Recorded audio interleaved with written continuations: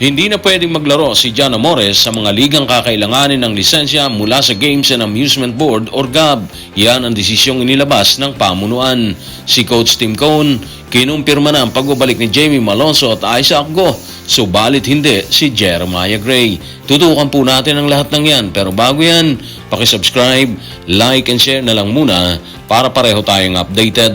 Tuluyan ang nawala ng pagkakataon para makabalik sa PBA si John Amores nang kumpirmahin ng pamunuan ng GAB sa pangunguna ni Chairman Francisco Rivera na binabawi na nila ang lisensya nito para patuloy na makapaglaro. Narito ang nasabing pahayag. Tutukan natin si GAB Chairman Francisco Rivera sa report ni Jerry Ramos sa Spain. Agarang binabawi ang lisensya ng respondent. Alinsunod dito, ang respondent ay hindi na pinapayagang lumahok sa anumang profesional na laro ng basketball na pinahintulutan ng board. Naku po, sayang. Ang daming nangangarap makapasok sa liga, di ba? Makapaglaro ng basketball professionally, makatawid sa kahirapan dulot ng basketball.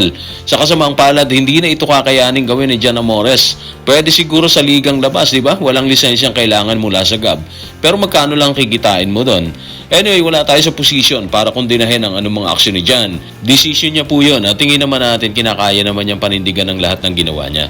Kaya anuman siguro yung mga nasa isip nating komento na posibleng makasakit ng kapwa, wag na lang nating ituloy. May mga pagkakataon kasi na nangyayari sa bagay dahil merong dahilan. Ganun lang kasimple yun. Medyo nasasayangan lang talaga tayo kasi ando na siya sa dulo. Actually, nagsisimula pa lang pala pero papunta na siya dun sa dulo.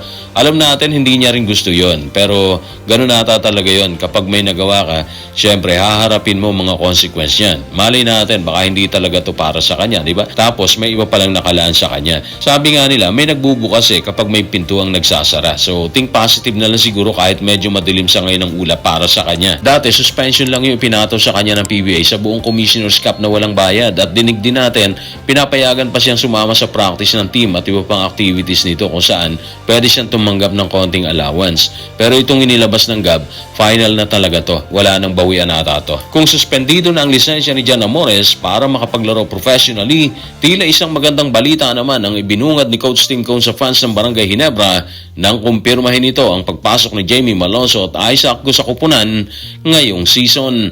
Narito ang kanyang paglalahad.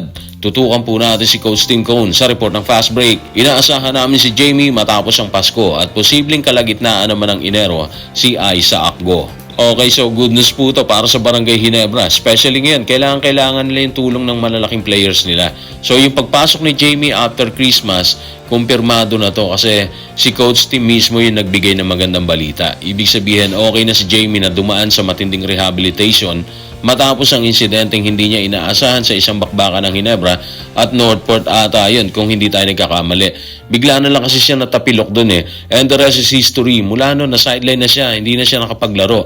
Ginebra man or dito sa Gilas, Pilipinas. So kung babalik siya sa Ginebra, babalik na rin siya sigurado sa Gilas, Pilipinas ngayong February window ng FIBA Asia Cup qualifiers. Parang ganun ang dating sa atin, di ba? Parang unti-unti nang nabubuo ni Coach Tim yung kanyang puzzle. Puzzle sa Ginebra and of course yung puzzle dito sa Gilas, Pilipinas. Yung Ginebra kahit paano andyan si Troy Rosario at sa pagpasok ni Jamie kasama si Isaac Go, mas bibigat ngayon yung koponan. Yung Gilas okay pa rin naman siya pero mas maganda talaga kung buong buo sila dyan. Mas may ilalim ang bench kung buo kumpara sa puro injured players na nakahanay dyan. Again, good news to para sa Barangay Ginebra at syempre para sa fans ng Gilas, Pilipinas. Habang kumpirmadong babalik na sa lineup si Jamie Malonzo at Isaac Go, tila malabo naman ang balitang magbabalik na rin si Maya Gray na katulad ng dalawang nabanggit ay may iniindaring injury. Kaya naman ang tanong ng bayan, ano nga ba ang totoo kay Jeremiah Gray? Kailan siya makababalik sa Barangay Ginebra? Tutukan po natin si Coach Tim sa report ng Fast Break. Wala pa ring timetable para kay Maya. Definitely matutulungan nila kami sakaling makabalik na sila mula sa kanilang mga injuries. Bad news pa rin po kay Maya Gray. Medyo matatagalan pa rin siya na makabalik sa hanay ng Ginebra.